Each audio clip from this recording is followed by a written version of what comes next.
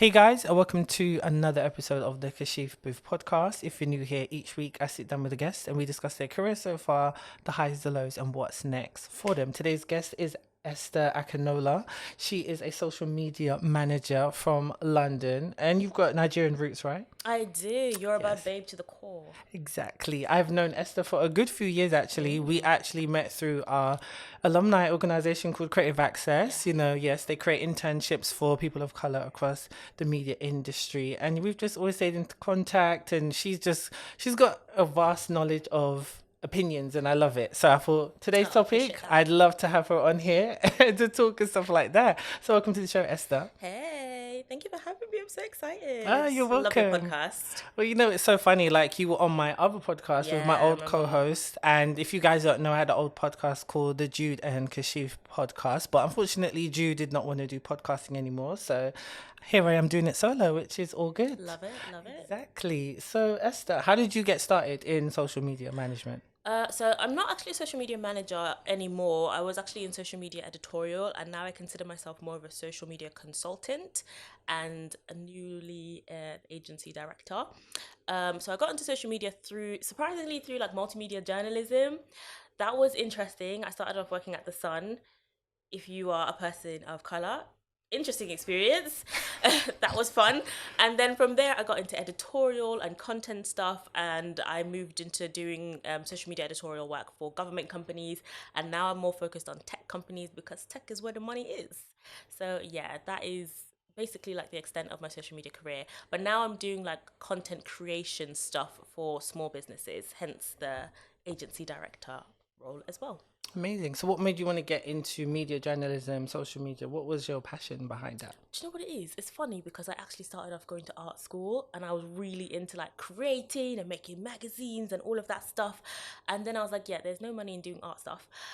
So what's the next best thing? And the next best thing was content. And I love talking, I love communications, I love stories, I love magazines. And I noticed that what was getting big right now is social media. And I was like, okay, I need to get into this social media, whatever job. I got my first social media job working for David Cameron's company. Nice. Do you know that? What's it called? National Citizen Service. I don't know. Since when he quit Brexit, I was like, bye. Like, I don't know what he's doing now. You. He does all sorts, and that was one of his like initiatives. And I ended up being like the social media editor for that. And I was like, oh, thank God. And from there, that was like my launch pad into all things social media. Nice. That's really good. That's really good. So, in your industry, what are the positive and negative aspects of it? Because for my industry, look, we already know I'm a filmmaker, so we know diversity is lacking. Yeah, I was just saying to Sadia, who I just did an episode with, I was at an award show last week, Saturday, and it was not diverse at all. The industry keeps going on about diversity, but literally, including my friends, and the guy who won an award, there was only 5 black people, and we were the only people of color as well in attendance. And all the films that were nominated, like there was like 12 categories, and then there was literally maybe a handful of people of color who were nominated. That is so sad. And the one who won, his film was amazing. It was a beautiful dance contemporary film, but it was about race. And that was it. You know, like, yeah. Wow. What was was yours about racism? No, I didn't get nominated. Unfortunately, we reached the semi-finals, but they still invited us to the award show. So I was like, okay, yeah, I will still attend. I can network. It's an award show, but they could have had my show in there. So I'm just saying. I mean, maybe I'm biased, but You're looking at the content like, I should be there. yeah. But do you think that that was like a token black person thing, or do you think there's just not enough submissions from people of color? Because that's also an issue in a lot of industries. That is a very good point, because not a lot of people actually speak about that. There is a lack of submissions, and sometimes a lot of black people get imposter syndrome, and they don't feel that they should submit because, oh, we won't get into it anyway, when you really should. But I don't know if how many people submitted. I'd submitted and they didn't think it was good enough to reach the finals. But at the same time, all of the judges were white. I think there was one Asian man actually. I think there was one Asian man on the judging panel, but he wasn't in attendance on the day. But that was it. It wasn't a very diverse judging panel, and like I said, like there was some, honestly, like 90% of the films that won, they were great because we got to watch them screened, but you really could have done a bit more. And it's like, I think sometimes people's terms of diversity means because it's a foreign language film. Don't get me wrong, I know it's okay, that's a different culture, and yeah, Yeah. okay, that's diversity to a certain degree, but they're still white. So, especially if they're European white, what's the there's no real difference with our experiences if Yeah. it's in the UK, US, or Spain. Yeah. So, yeah, so do you experience that in your industry? Oh gosh, I was even the way you said all of that stuff. I was like, yeah. This is basically almost all industries. I'd say, regardless of what industry you work in, whether that's finance or like media, I feel like it's all the same. I think one of the issues within social media is what are they called, influencer marketing. There is so many toxic issues within that space, especially if you are a person of color. We also have a diversity issue. We have a payment issue. We have a who is worthy issue, and we have a lot of people who don't know their worth issue. And I think that's where I find a lot of frustration, and then also an authenticity issue when it comes to content. Like, I'm not sure if you've noticed on Instagram, nobody really like posts like a normal selfie anymore, or like what they eat for breakfast. Remember we had like this time where people would like post a picture of like, here's what I'm eating for lunch. Nobody cares anymore. Nobody wants to see a lunch, Brenda. But I feel like that is what made Instagram what it was. That's what made social media what it was. And I feel like we're kind of moving away from having social media as like this place where you connect with people, and it's like just, not love. Like, we just love each other's stuff. We just want to see what you're doing in your day to day. That's not a thing anymore. Nobody cares. Social media now is about money. Can you build an audience? Can you make money from the number of followers you have? What's your engagement like? Social media is about money. That is it. It's no longer about just posting your stuff and go. No. So it's become, I don't know if that's toxic or just like an involvement of the job industry in general. I don't know. But I feel like because now capitalism is involved, it's become such a very, it's a hard to breathe in environment. It's wild, especially if you're a person of color. That's really interesting. And you do make a good point because 10 years ago, I remember about like spring 10 years ago, that's when I joined Instagram. And I was looking at my Instagram the other day and I was like, yeah, I was posting about food, I was posting this and that. And it does change. And I think because it's public perception as well. And I think what's really cool about photo dumps, like how people would do like that has kind of brought back the old feel of Instagram and social media where you will post a pretty picture first and then you've got like a fun video next or whatever. I think that has brought it back, but it's all about money. That's why Instagram's algorithm is so annoying, because you go on it and they're just trying to tell you something. Now, I've never bought anything from Instagram. Like, I don't, I mean, okay, I'm lying. I'm actually lying. I've bought some stuff from Instagram brands. I'm lying. I actually have. Yeah, actually, this ring, actually. I just remember. He's like, I've never bought anything. Oh, wait a minute. Yeah, it's a contradiction myself. But I wouldn't say I'm actively always looking for something, No one is. Yeah, but I get what you mean. That makes sense. No one's actively looking. I don't think they want anybody to be like, oh, I'm buying like 10 things every week. No, they just need a few 100,000 out of a few million, and that's enough.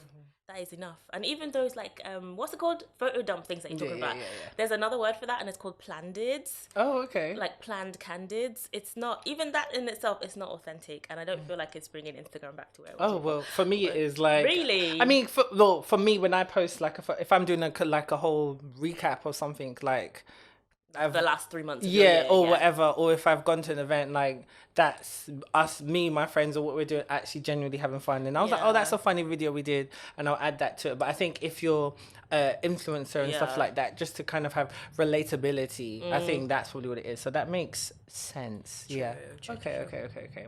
So like, I think I saw that you actually launched like a consultancy business with your sister about social.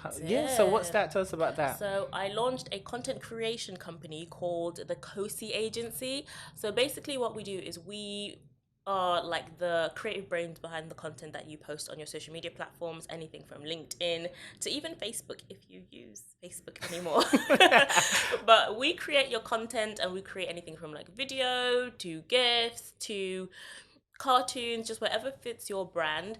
Because what I've noticed is that a lot of companies, especially working in social media, a lot of companies have their own like in-house social media creator person, kind of like a graphic designer that focuses specifically on social media.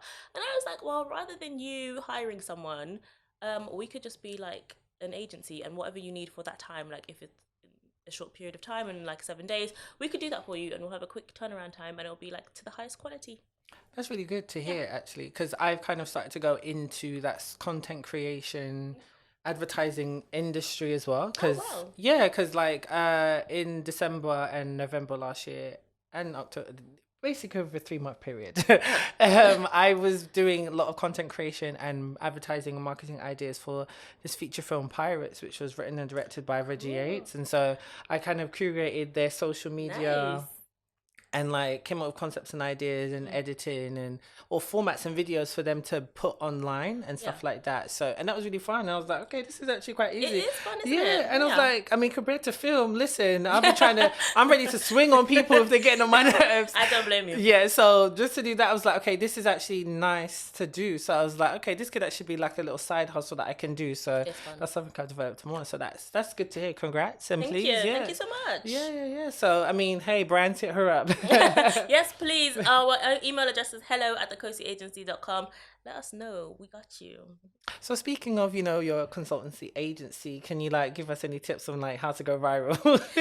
People always ask me that, and I feel like if I told you the actual answer to how things go viral on social media platforms, you will be greatly disappointed.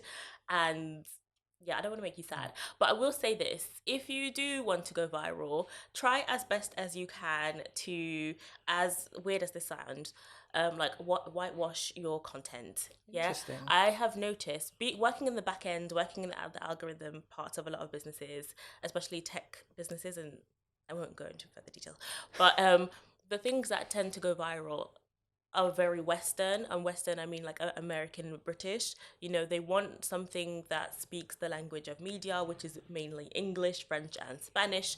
They want content that isn't too quote unquote controversial, meaning not too black, not too political, blah blah blah. Try to make it as bubblegum pop as possible, and I guarantee you someone in the back end, whether that's a person, heavy on the person, or a robot algorithm, will amplify your content. I promise. Well, I feel like that was very insightful. So guys, take note. I mean, it makes me think, okay, now I understand why none of the shows I've made online have gone viral because it's very black. I understand because the content I make, Yeah. like I've done 4 web series and so they're black. They're Yeah. about black love or black friendship, Yeah. black. So Yeah. even though it's positive representation, it's Yeah. not really, it's catered to a specific audience. But is it that some of that content is talking about black issues in those topics? Or- No. Really? No. It's just There's black no, people living. yeah, black people living, no trauma over here. I Yeah. don't have time. Yeah, I don't blame you. Like we are just living. We do normal things like eat and stuff. We don't. It's not everyday trauma. But yeah, you know what? It could be that maybe your entire cast is black, and also like, there's no. Are there like any main white characters No. like at the forefront? Yeah, you see, and it takes the piss, right? Can I swear? Yeah, of course. Yeah. It does. It takes the piss, and that's really, really annoying because there's one oh what's that writer? Bola. Oh, from Twitter. Yeah, I know who. Yeah, Bolu yeah. Babalola, I think that's Yeah, it. yeah, love her. And she also created a fabulous show that was on Channel 4 Oh, or yes, something. Big Age, yeah. Big Age. I thoroughly enjoyed that. But my gut was telling me this is not going to get the massive audience that it deserves because the main character is an unambiguously dark-skinned, black, defo like Caribbean, African background. And it's just, yeah, it probably won't go as viral as something like, I don't know. But I mean, Chewing Gum did, but I think Chewing Gum definitely had a specific niche about it. Yeah. Big Age wasn't really like that. It was more definitely on the vibe of Insecure and stuff like that. Sort of, On the yeah. vibe, in Yeah. a tad, but you get, yeah, I get what you mean. But also, it's like, that was also on Black to Front, and Yeah, so the ratings for Black to Front were, to me, decent. Like, yeah, they were decent. Coincidentally had a lot to do. I had nothing really to do that day, and I was able to watch it from morning to night. I literally was on Channel 4 all day, so I watched every single thing that they produced, and then I saw the numbers, and they were typical like daytime numbers, which were decent. Maybe they dropped a little bit because then the usual like viewing figures. Yeah. The highest rated one was actually Gogglebox. Now Gogglebox is a very well known, but it was all black cast, and 2 point something million actually tuned into that. That's brilliant. Yeah, and even though it was all black people on that, they still tuned into it. So it also proves that, okay, if they can tune in to watch Gogglebox, even though that's like, it's a hit show, but to still just to view a whole black cast watching TV. So it was able to do it. So do you think that people tuned into Gogglebox not knowing, like the typical audience, their normal everyday audience tuned in not knowing that it was gonna be a fully maybe, black cast? Because that's still like their usual audience. The person's not thinking today is black to front. They're just thinking, oh, Gogglebox is on, and they put it on, and it just happens to be a black audience, so they benefited from that. Regular but they didn't turn audience. it off, did they? No, no, because it's Gogglebox, Yeah. isn't it? Yeah. But still, some people went, oh, what these These N words, black folk. these N words on the TV.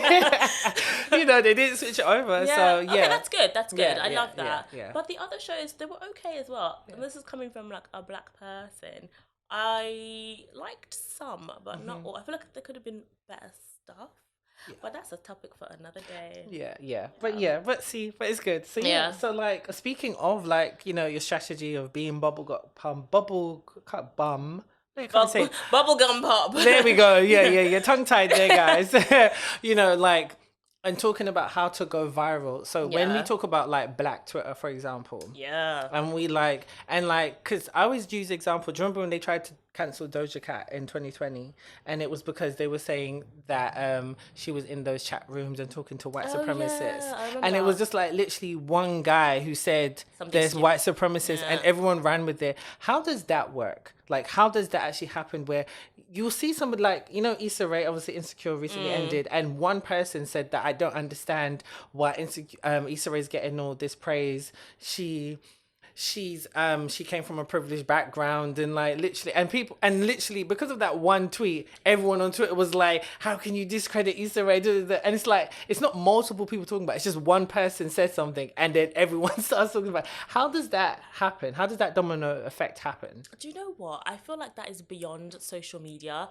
That is more of a community thing. Okay. That's more of a social topic, not social as in social media, but just social.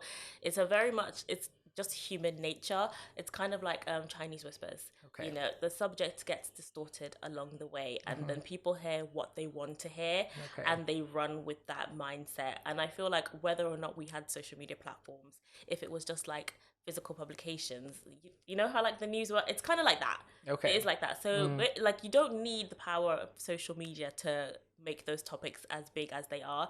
Literally, even if we didn't have social media, there would be another platform medium that would amplify something that's like not true, or like warp a story that just doesn't make sense. Do you know what I mean? Yeah. So I wouldn't say it's like a social media thing, but social media definitely gives it the driving force it needs to make it a lot bigger than it needs to be. Yeah. Because that kind of goes on to the topic what I want to talk about today, mixed fishing or black fishing. Yeah. Now, it was like, I remember, I think there was a specific, and black women in America who actually came up with the term black fishing, and then it kind of just ran with it. And I remember when I first heard it, and I was like, that doesn't seem right. I remember, like, it just didn't sit well with me because, yes, guys, I'm going to have very unpopular opinion, but it's like, okay, if somebody is mixed race and you're calling them black, it's like, well, they're not. No. So these white girls aren't trying to look black. They're actually trying to look racially ambiguous, and that is what it is. So it's mixed fishing. It's actually trying to get elements of some black people or so, like some parts of black culture, I should say, or black attributes, but also women who are Latina, women who are also Asian. And when I say Asian, I mean women who are from like Thailand and, you know, who have really tanned olive skin. That's the look and aesthetic they're going for. White girls have been tanning for years. They've been tanning for years. Yes. So they're not trying to be black. Unless they're literally black in their skin, then that's...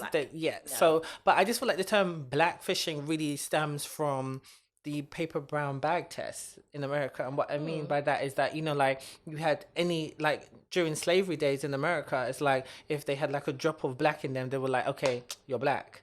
And a lot of African Americans, I feel like, guys, don't attack me, but this is what I've seen. I feel like some African Americans kind of hold on to that rhetoric, and you've taken on that slave mentality. And it's like, just because somebody's dad is black or mom is black doesn't mean that they're black. So you need to kind of, they're mixed race essentially. Yes, they're black and they're half black, but you can't just tell somebody just to identify as one race when they have a whole other parent. So what's your opinion on like the term mixed fishing and black fishing? Yeah, I mean, I think there's like two different topics in this subject: the how Americans identify their blackness and identify each other and find it familiar, and then also like there's us, like we know our ancestral background, we know that we are Africans, we have that privilege in that we know who we are, and there's no doubt that we are unambiguously black. Whereas with African Americans, there is no certainty of who their ancestors are. They don't know if they're 99% black or 50% black. So literally the only thing that they can go off of is that colonizers have told them, even if you have one drop of blackness in your DNA, you are totally black, and that's all they know. So they don't have the benefit of, they don't have the privilege, of saying that they are mixed race. Even if they are mixed race, a white person will never look at someone of color and be like, oh, she's white. As long as you look a little bit brown or a little bit whatever that's off of whiteness, you are Asian. Even if your mom is Japanese and your dad is Scottish, she's Asian. If you are half Indian, half white, she's Indian. A white person wouldn't. If you are not 100% looking like a European whatever, you are that other race. You are not one of us. You look too far off. So I'm not totally upset that a black person sees a mixed or light-skinned black person as a black person. They can't benefit from any kind of whiteness unless they are white passing.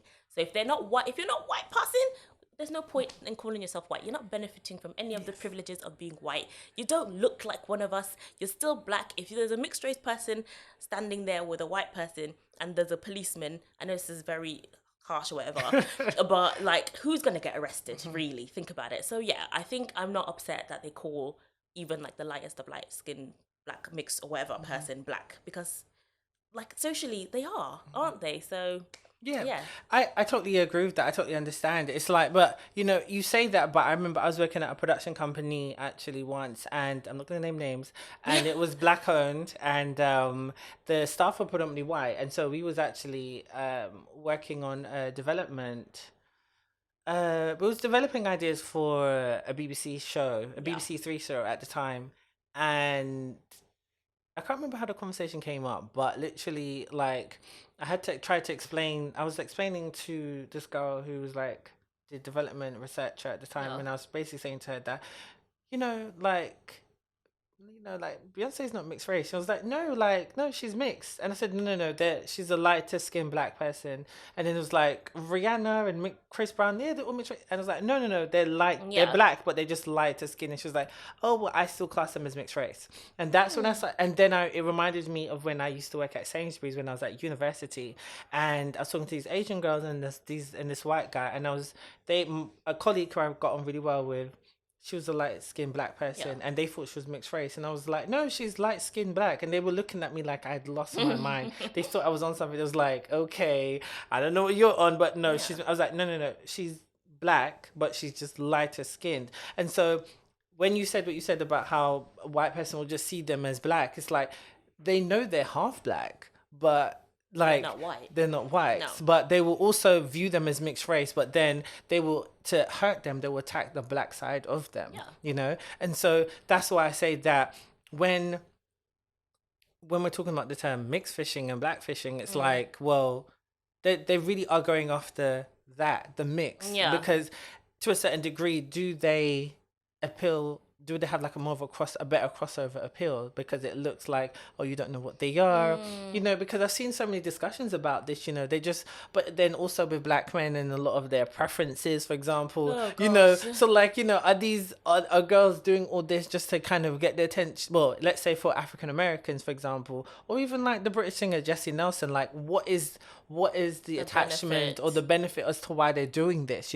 Is it because they're trying to copy the Kardashians, or is it just what's of trend right now? Remember like 10-15 years ago, it was like the white women were all trying to be as like thin as a stick. Oh yeah, with massive boobs and blonde hair. Yeah, exactly. That was a time. What a time that was. But size zero, but that's not the trending beauty standard anymore. Now the trending beauty standard is to look more racially ambiguous. I prefer the term racially ambiguous rather than mixed race, because that is what it is. Because if I look at the Kardashians, they're not trying to look racially well, they are. Yeah, they're not trying to look black in the sense. Then they're trying to look not what they are. What are they? They're from... They're Armenian. Yeah, Armenian. Yeah. They look Armenian, but they're trying to look like a more, like, if you look at them, they maybe like Brazilian. I don't know, but yeah, Yeah, well, racially yeah, ambiguous. yeah, yeah. And I think this is just an evolution of the beauty standard.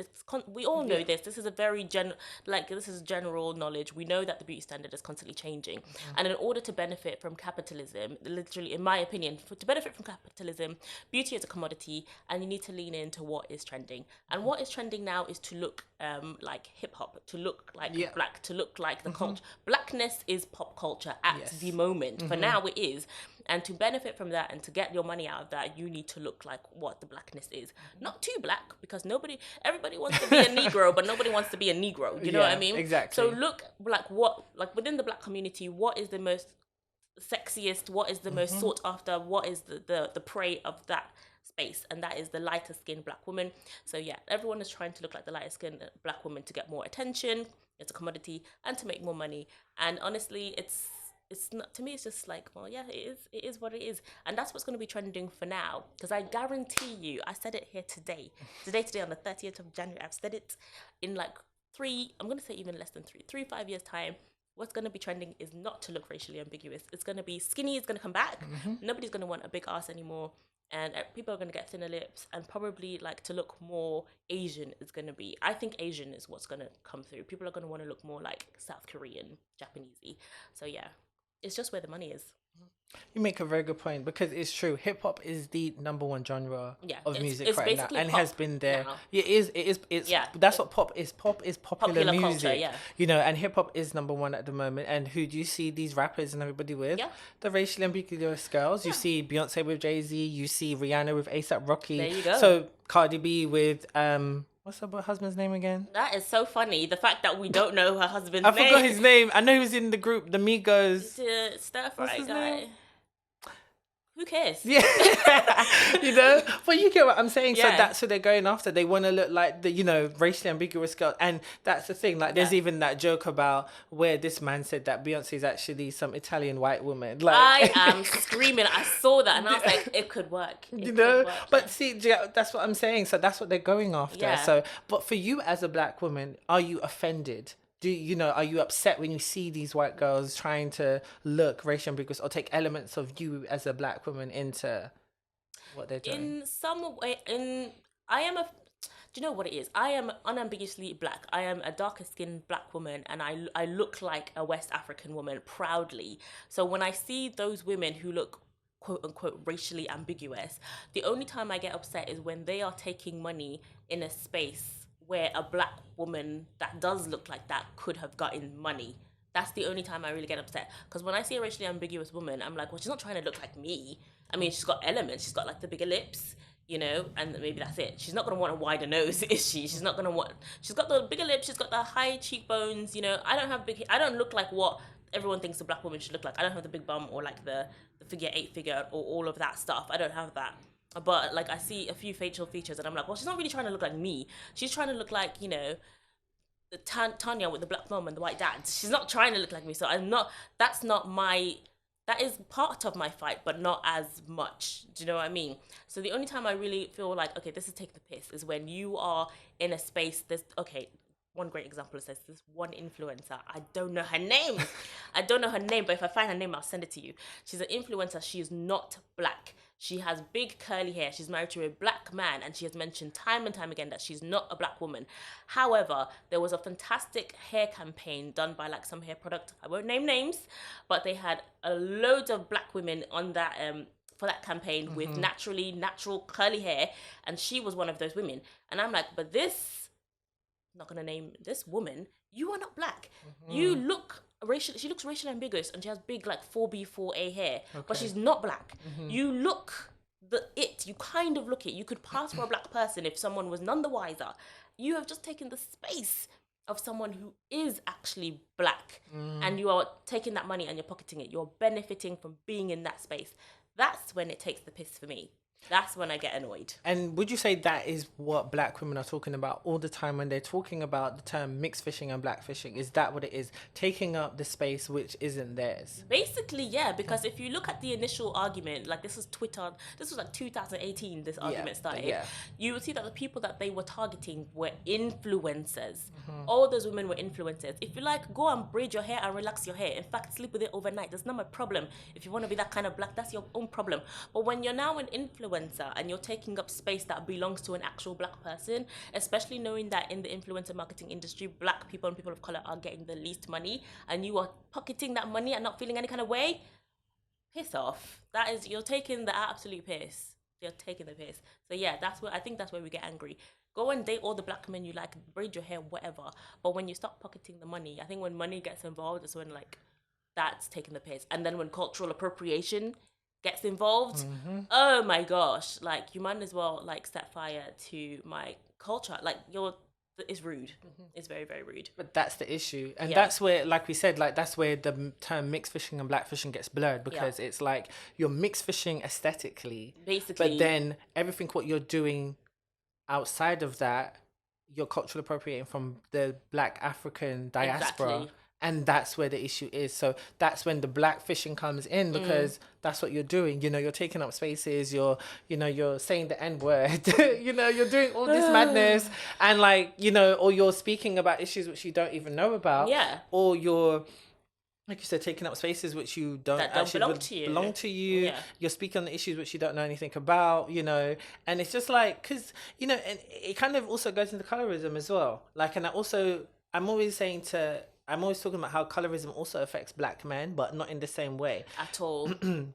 I've noticed, particularly in the UK of late, that what they've been doing is that they have been putting mixed race men and women as the spokesperson for blackness. And then when they are speaking about their experiences, I'm not knocking their experiences, because as a mixed race person, you have faced what you've gone through. But how are we supposed to actually get that message across accurately if you're only getting one perception of it? Because our perception as a black person, as a mixed race person, is completely different. Yeah.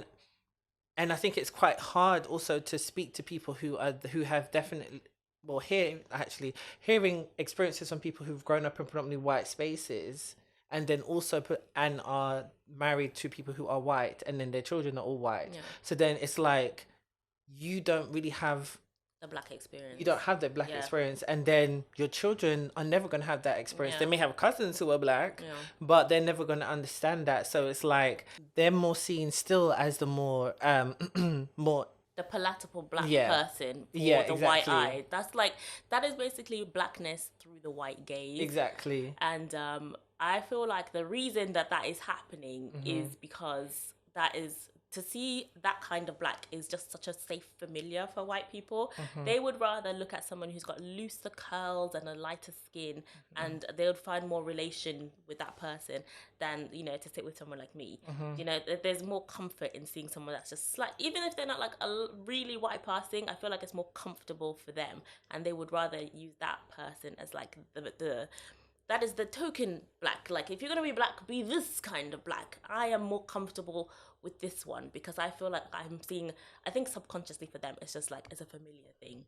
And yeah.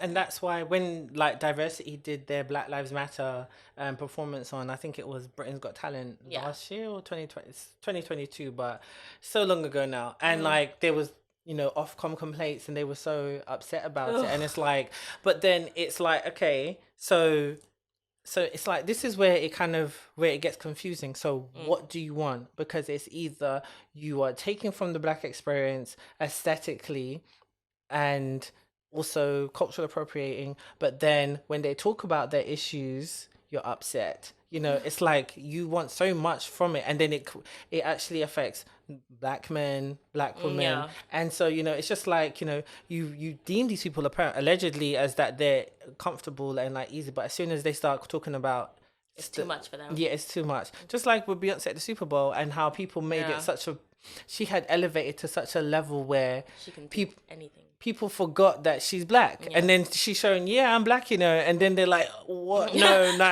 no, what do you mean? You're not supposed to be talking about those type of issues. When did you turn black? Exactly. And it's like, it's just so funny because, you take so much from black people and black culture, but then, you actually don't really care about us as too. But like you said, it's the trend. It's a trend. Black people are a costume right now, and that's what I think it is. It's just a costume, and then it's sad to say, but like you said, potentially it could be Asian culture next. Yeah, I think it is. I sincerely think that that's what's going to happen.